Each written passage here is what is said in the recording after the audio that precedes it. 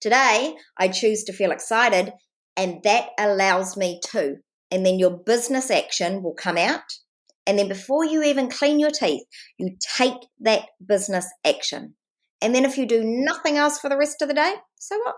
You've accomplished what you specifically set out to accomplish. Exactly. You've done what was in your I soul. love And if you that. always do what is in your soul, you will be successful in business.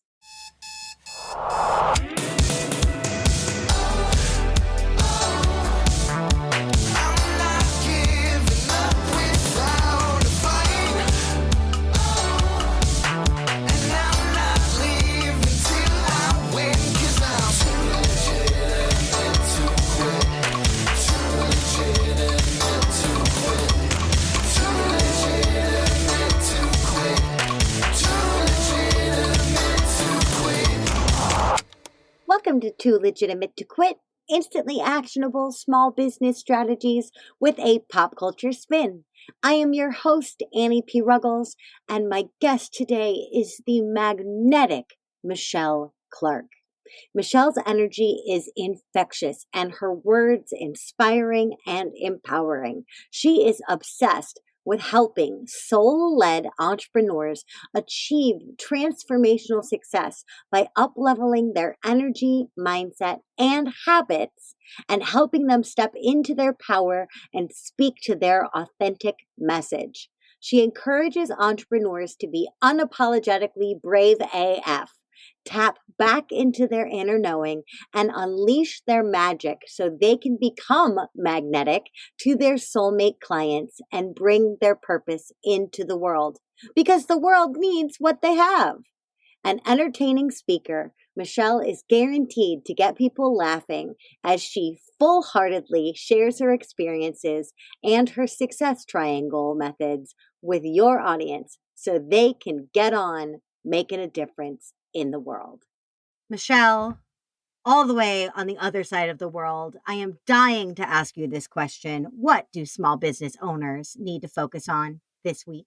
Turning up the dial on them. Stop being ashamed of what you sell, of yourself, of freaking everything. This is what wanted to roll out of me this morning. Just stop the shame. Love it. Just stop it. You know, I love that you bring up shame. We have not really, as the word, as the idea, we've talked about a lot of satellites of shame, but I don't think on this show we have had a no holds barred talk about shame. And I think that that is fantastic because we spend so much time talking about the light side of shame, which is that confidence or that self-trust. We don't talk a whole lot about the shadow because we're saying, well, I have to be shame-free. I'm a small business. I'm putting myself out there. I do good work. I'm a good person. I'm highly intuitive. I don't have any shame. Bullshit. Yeah. Bullshit. So couple of compound questions. Feel free to take this in whatever direction you want. Number one, why don't we talk about shame enough, in my opinion? Do you agree that we don't? Or why are so many of us so hesitant to admit, even to ourselves, that some of our baggage is shame? I think it's kind of like you don't want to address the elephant in the room. It's like you don't want to address it that you drink too much wine. If you say it out loud, it's true. You know, like Right. I think we just don't want to admit that there's shame because we're supposed to be these bold, audacious women. I mean, we're living in the 21st century. We already burnt our bloody bras. Right. We're not ashamed, but we freaking are. Like women tear each other woman down. And it's not like they're grabbing their hair and pulling them off their pedestal, but it's just slight little shame. You know, it's these tiny little niggles, and women are worse at it than anyone else. And not because they're mean, not because they're necessarily judgy, but it's conditioning. We are taught to keep the status quo. Now, I coach a lot of nurses, and they talk about this a lot, you know, like nurses are supposed to be invisible and they're supposed to be really kind. And if one pops their little head up, they squash it down like whack-a-mole, you know? Mm-hmm. Yeah. Yeah, that's so totally true. It's like you are being too ostentatious. You're taking up too much space. Yeah. You know, you're making too much of a effect. You're creating a wave or a ripple. And that's so totally true, because then you get someone who is a nurse or a caregiver and you put them in a position where they have to self-advocate in the form of marketing and sales. And it's extremely hard for them for that exact reason that they've been silenced for so freaking long, that just that act of self-advocacy can feel shameful. So how do we invite people around that shame or through that shame? What should our relationship with that shame be? You got to dive all the way into it. Like whenever you look at someone online and you're like, oh my God, they did my workshop, I was going to do that, or what are they even talking about? I could do that so much better, or how dare they show up in their tutu riding their flamingo, which is what I do in most of my photos. How dare they do that? That is an indication. That's your soul going, hey, knock, knock, knock. This is what you really want. It's why you're judging it. So whenever you see that, stop, drop, and shadow work. Oh, Why is this stop, triggering? drop, and shadow work. That needs to be on a tote bag. If that's not already on a tote bag, a t-shirt, a tote bag, whatever, a yoga mat, Yeah. stop, drop, and shadow work. Y'all. It's that's so true. I think I just need to a yoga mat that just says shadow work, so that if I start beating myself up, I look down in one of my balances and I'm like, oh, that's what I'm doing. That's right. Okay, we're good. We're fine. Yoga's all about the shadow work. Like how much shit comes up when you're in a yoga pose. Oh, a billion trillion.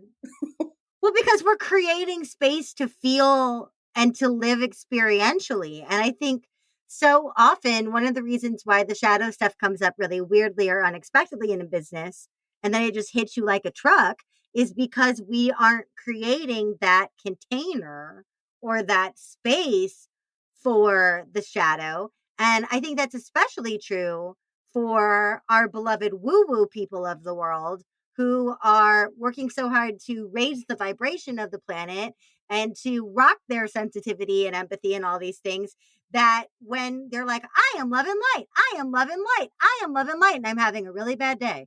And now I have 1 second to think about why I'm having a really bad day. And now I'm having a really bad week. And because I'm a light worker having a bad day, and because I'm a light worker who's experiencing shame, I must be a fraud. So now I have imposter syndrome. And now I have a new layer of shame. And now I want to go back to bed. And now I want to stop advocating. And now somebody else wrote my book, so I'm not going to write it at all. No, right? And now someone else turned their goddamn light off, and we need people turning their lights on. Yes, and keeping them on. We do. And how much shame is there around being woo-woo? I mean, I talk about being a woo-woo. I've actually got a master's in business administration, which I never use, by the way. It's a load of bollocks, right? I use my woo-woo in business far more than any qualification I have. But there is definite shame around it. Like even my family members still, even other people in social media that don't even know me, they're like, oh, we love what you do, but you might want to turn down the woo a bit just so that people don't think you're a flake. And I'm like, let them think I'm a flake. I couldn't care less. If they associate woo with flake, that's their definition, not how you're showing up. Exactly. And I mean, I proved them wrong. I'm a multimillionaire. I got here with woo. So judge me all you like. It works. Hey, that woo wooed me all over the bank. I walked into the bank and I said, woo, woo. I love that. And there is this whole idea of emotional safety, spiritual safety around declaring yourself as a woo in this world. And I myself am a self-practicing woo, but I don't teach in the woo space. But a humongous amount, a giant proportion and percentage of my clients identify as some kind of healer. And I have seen everything from, I'm absolutely positive that I've been burned as a witch 97 times in the past life. And I'm like, okay, cool. Let's own that. But then I've also seen the people that are like, I've been burned 97 times and I'm an Arcturian and I'm a this and I'm a that. And they just throw it out there and damn it all, let people see what they want to see. But then I also have people that are saying, well, if I put a crystal on my website, will my evangelical Christian family think that I'm a Satanist? And it's like, oh, there's so many layers of it unpacking in that. But for you, the woo is the true, Yeah. right? I've also seen some people badly pander to the woo. And you can tell that they're totally fake woo. So they're just like, hey, lady bitches, namaste. And you're like, do you know what namaste means? Do you have any idea? Like, what's up with the namaste on your website? Oh, yeah, well, they're just pandering to the woo. Yeah. That's fake woo. But for Yeah. you, the woo is true. So the woo is central. For me, the woo is true. So I serve the woo. For my clients, the woo is true or untrue, and they step into that accordingly. But I love your willingness to be like, that's me, baby. And woo's made me money and a beautiful life that I don't have to use my master's degree for. So, hey, okay. What do you think are some of the hesitations or misconceptions that people who align as woo experience in the way that they show up in the world, or specifically in the way that they market or brand themselves? I think there's a lot of misconception about what woo even is. Like, that's why I call my book Woo Woo for Women in Business, because I was like, it's totally tongue in cheek, right? Like, it's totally meant to be offensive, because it's not even woo woo. Like, and this is going to offend some people, but whatever. Like running around and hippie tie-dyed and everywhere, right? Like, that's not necessarily what woo is, right? Like, woo, we all have intuition, whether you believe that comes directly from God, whether you believe it comes from your higher self, whether you believe it comes from your freaking Octurian that's on Cirrus planet or wherever the Octurians come from. It doesn't matter, right? It doesn't matter where you think it comes from. But what happens is when you are quiet and you create space for yourself, just like we talked about on the yoga mat, you have space to listen to an external and an internal guidance that will give you better business and life results than just hustling and doing what your brain tells you to do. Because your brain is designed to keep you safe. It doesn't want you doing anything out there or visible or different. But your soul knows that what you need to do needs to be different, because if you're the same, then how are you supposed to, get ahead? The way that you just outlined that, I think, is so lovely, because in the way that you explained it, that hustle mentality actually becomes the antithesis and the enemy of clarity. It is. Because we're going go, go, go, go, go, go, go, instead of look inside. Yeah. Exactly. Right? And there's a time and a place for that go, go mentality. But if you're in struggle or if you feel unaligned, it's and I know this because I've done it a million times, I get stressed, I work faster. Yeah. Normally sloppier, and I look outward instead of inward. But what I need to do, and I know this, and I do this better in my personal life, but not as well in my professional life, is when I'm looking for clarity in my life, when I'm feeling unbalanced or unaligned or disconnected in my life, I know to look inward.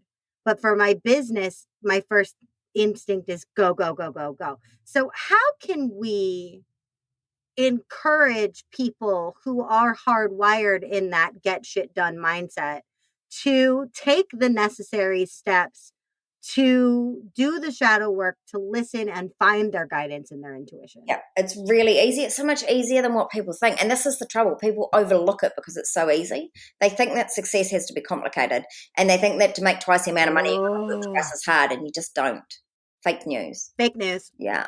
So what you need to do to tap in, I mean, like, you can grow your business in just 2 hours a day. Those books are not telling you lies. Like, I grow my business in 2 hours a day, and then I go off and float on my unicorn and ride my horses and do whatever the hell I like, right? But the trick is this: do not look at your phone or your emails or communicate with anyone until you are freaking done, right? Like, get up earlier in the morning if that's what you have to do, but get up at 5 o'clock, and the first thing you do after you've gone for a wee is you grab your trusty journal and you write, today I choose to feel, because you get to choose how you feel. If you go, gosh, I'm tired, guess what you're going to feel? Tired.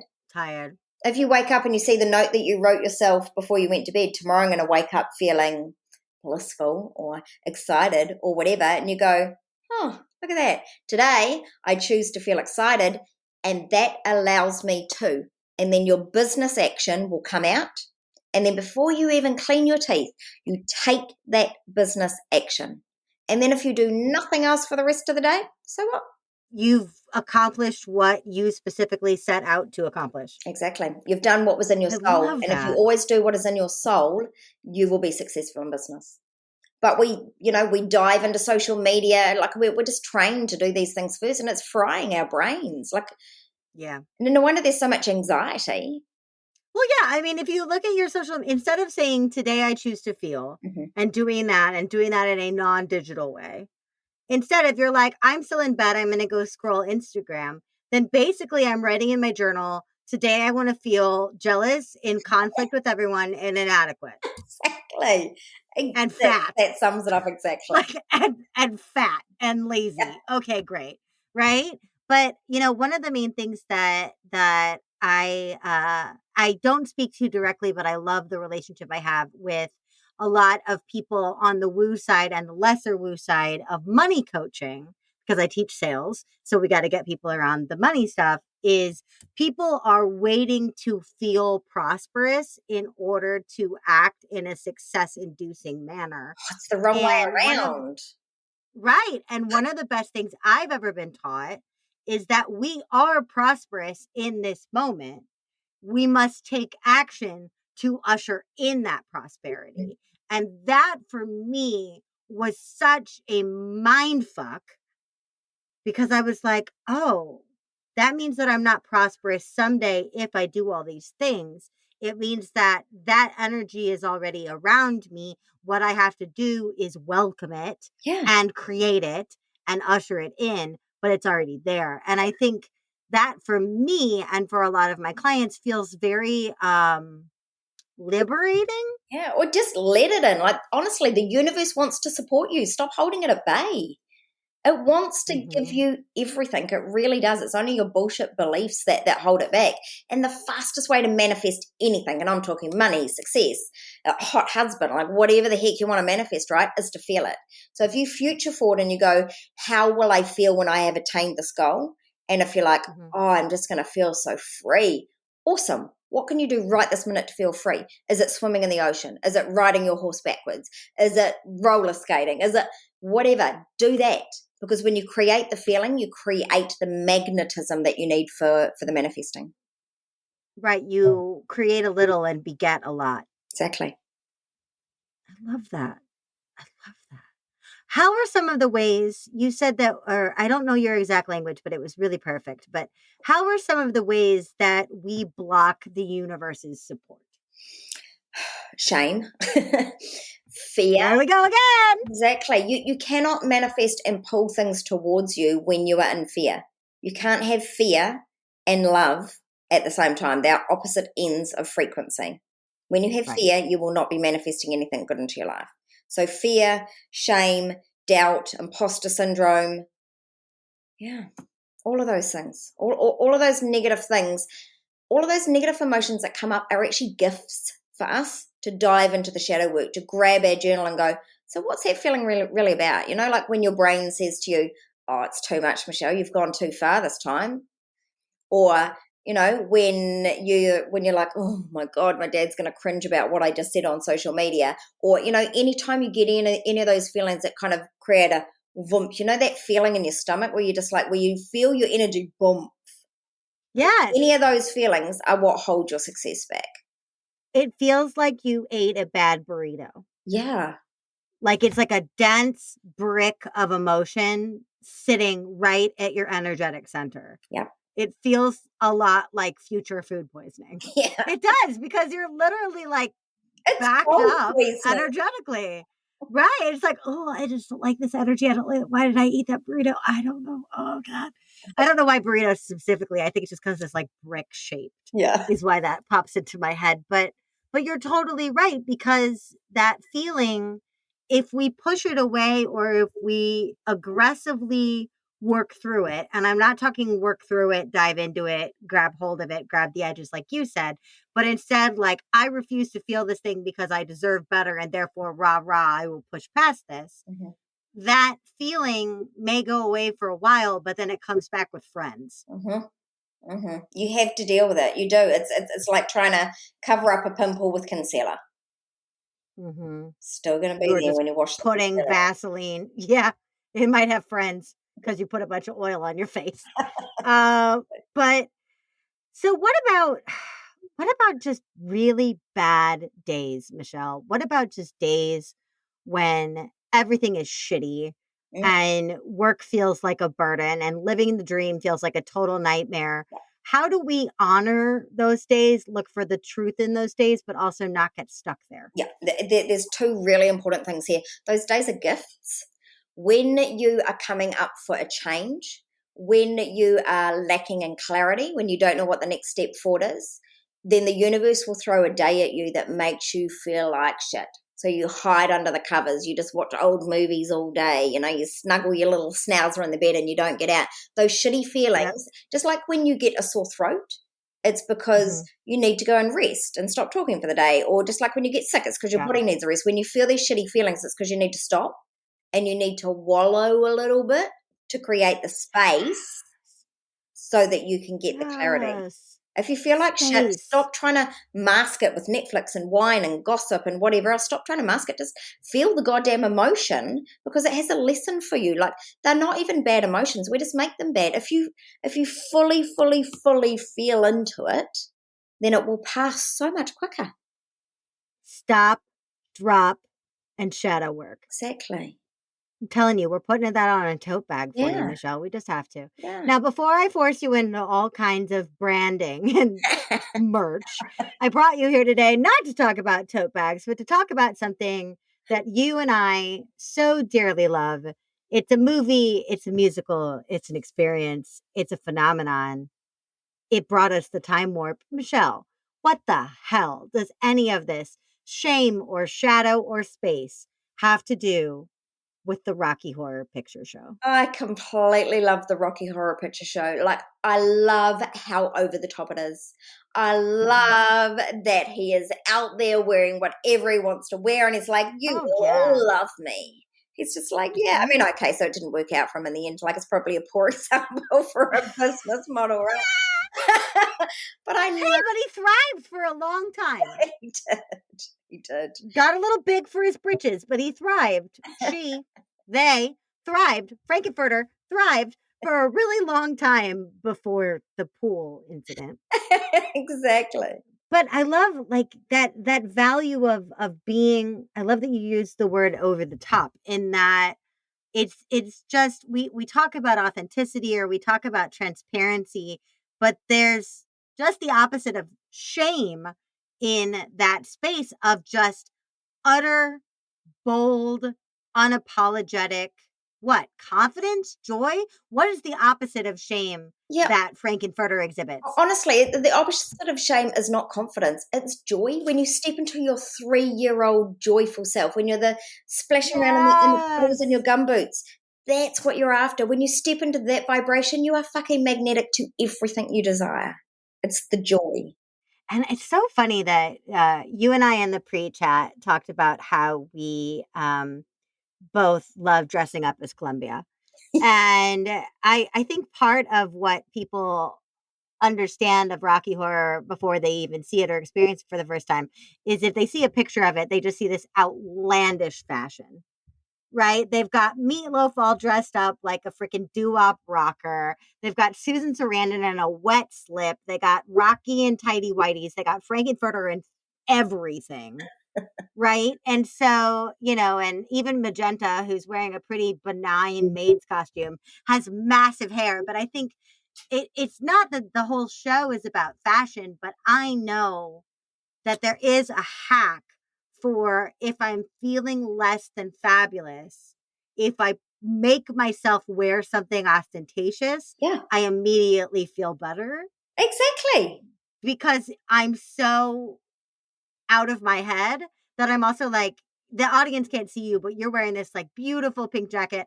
I'm wearing and gorgeous pink lipstick. I'm wearing a dress with foxes all over it. I look down, what I'm wearing makes me happy. Yeah, I'm guessing the same is for you. yeah, totally. I Right? dress And up so every day because I love it. but if we expand that past fashion into just presence, if you're looking at your own presence, does it make you happy?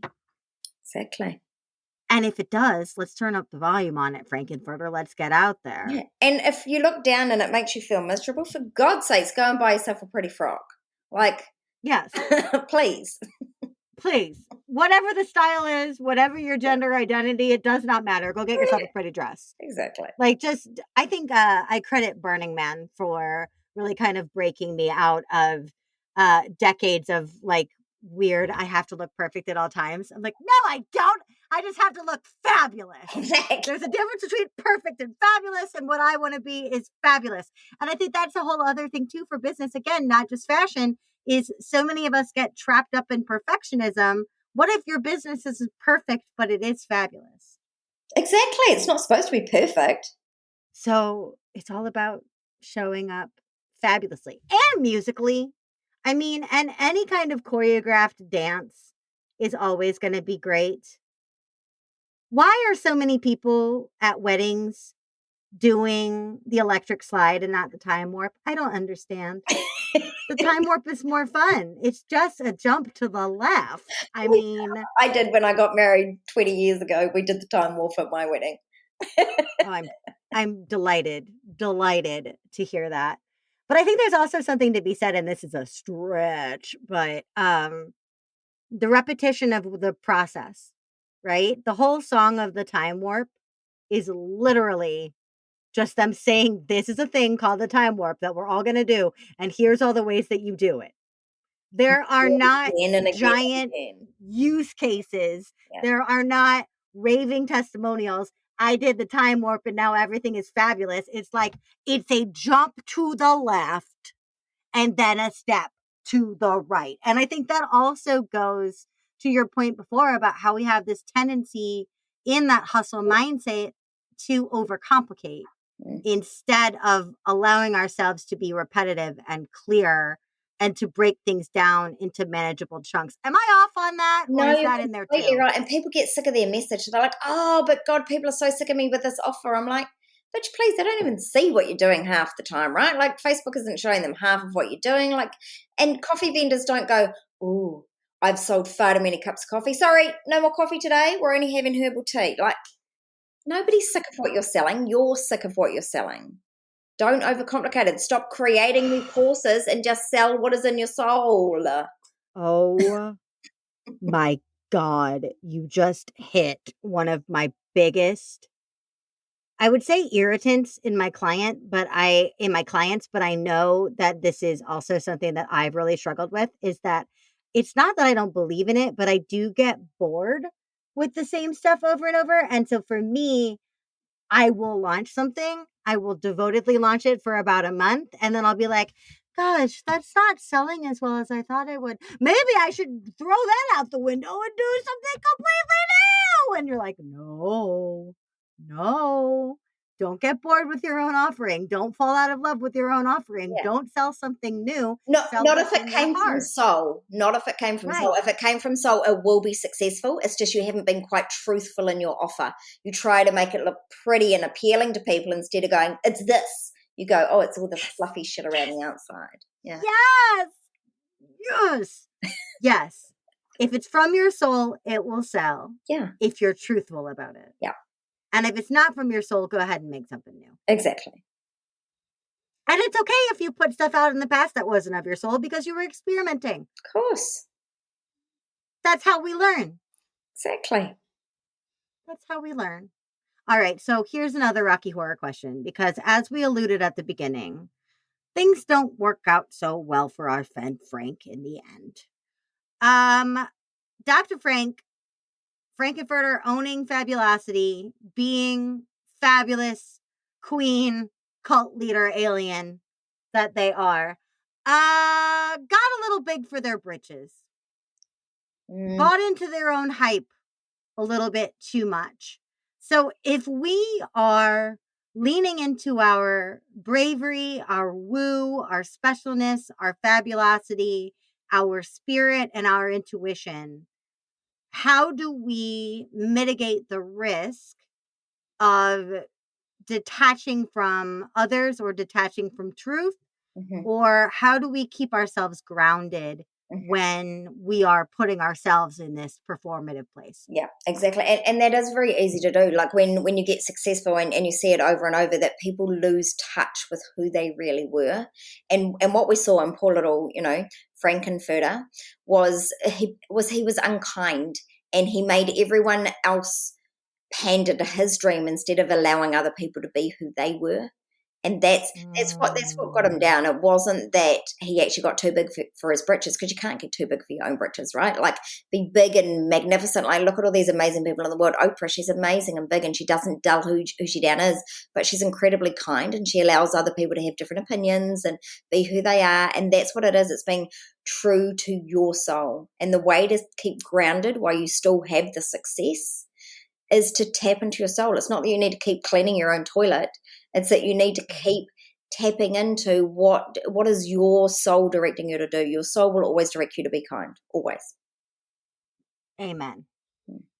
We've talked about kindness a ton on this show, and always in different iterations. And I love that it has shown up here again as the antidote for getting big-headed. Yeah. Your soul will lead you to kindness. Exactly. Your soul will keep you from mistreating people. But we, again, have to create the space. And why is it that we don't trust ourselves? Like, why do we think we're going to turn into raving assholes? Like money is just an expander, like alcohol. Like, if you're depressed and sad and you drink alcohol, you're going to be more depressed and sad. If you're silly and giggly and you drink alcohol, you're going to annoy everyone by being even more silly and giggly. Money's the same. It's just an expander. If you're a beautiful, kind person and you have money, you're just going to be more kind. You can do beautiful, kind things with that money.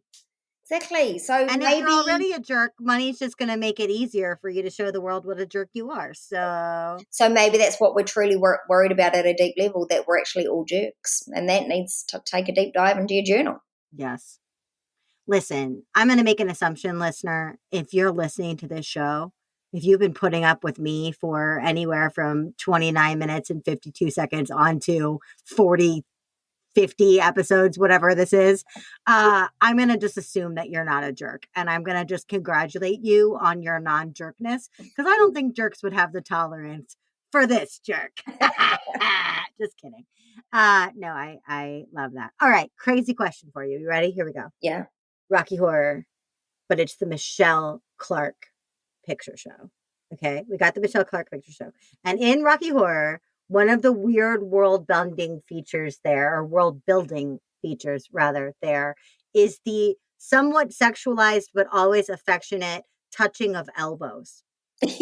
Now, I know that we are coming out of this global pandemic where y'all are handling it way better than we are up here, but touch is a little bit strange to think about. But in the Michelle Clarke picture show, we bring all of your clients and loved ones together, and we are showing our affection and respect for each other by engaging in a weird physical touch.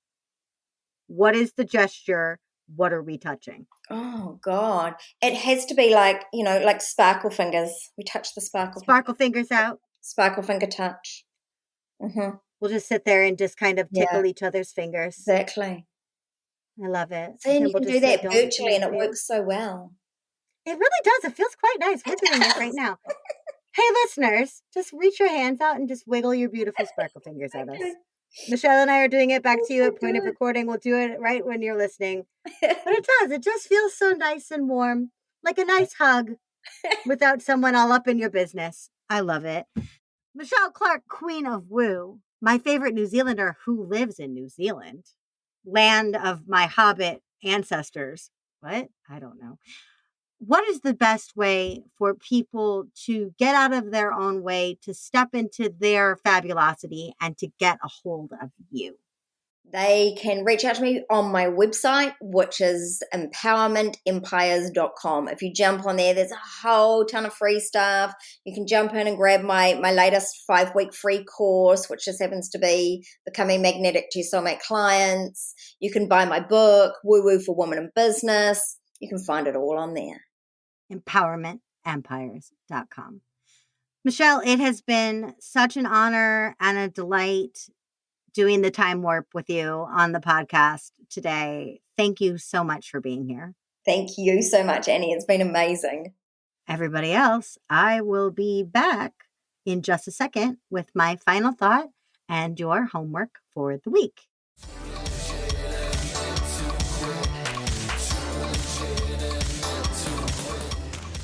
Well, hey there, listeners. Are your emotions and feelings getting lost in the chaos of entrepreneurship? So many of us have to be on all the time. Zoom, Zoom, Zoom, social, social, social, lead gen, lead gen, lead gen. Although being on looks different for each of us, it's exhausting for all of us. Add the pressure on to be fully authentic, transparent, brave, and confident on top of all of that. And wow, that's a lot of showing up for other people. What emotions are getting lost under all of this? What role does denial play in your day to day? And what truths are you sweeping under the rug in order to paint a pretty picture for your clients or your network? All emotions are informative, but only if we honor, explore, and process them. So this week, your homework is a choose your own adventure. If you don't identify as woo-woo, your time warp is just a jump to the left. Your task is to make a decision based wholly on your intuition. Now, as Michelle said in the episode, you can define intuition and its source as of God, of yourself, of your learned experience, whatever. You can call it your inner knowing or your gut. But at least once this week, when you find yourself overthinking or over-processing your work, dive in the direction of your emotional, intuitive nudges. What will deciding like that change for you? Will it be terrifying or liberating? My guess is both. If you do identify as woo, then your time warp is to take a step to the right and do your dang shadow work. If you're projecting love and light all the time, you might be depleting yourself or sweeping informative, useful fear, longing, truth, or others away from where they need to be seen. How will deeply feeling your feelings inform your work and your client relationships this week? How can your emotions, positive and negative, empower others? How can you show them what work they can do by working on you?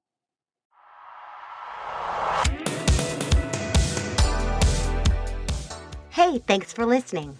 Too Legitimate to Quit is brought to you by the Non-Sleazy Sales Academy and me, your host, Annie P. Ruggles. Listen, we talk a lot about marketing on this show, and that's because I fully, earnestly believe that every dime and every moment we spend marketing is totally worth it unless we turn around and sabotage ourselves at the finish by refusing to sell and sell beautifully. Why? A lot of us have a misconception of what selling actually requires of us or who it needs us to be. Please give me the opportunity to help change your mind at www.nonsleazy.com. That's NONSLEAZY.com. Big shout out to the fabulous dudes who help make this show what it is. My producer and editor, Andrew Sims of Hypable Impact. My composer, Riley Herbasio. And my show artist, Francois Vigneault. They're all fabulous, and I'd be glad to introduce you. Until next week, just do your best, and remember, you're too legitimate to quit.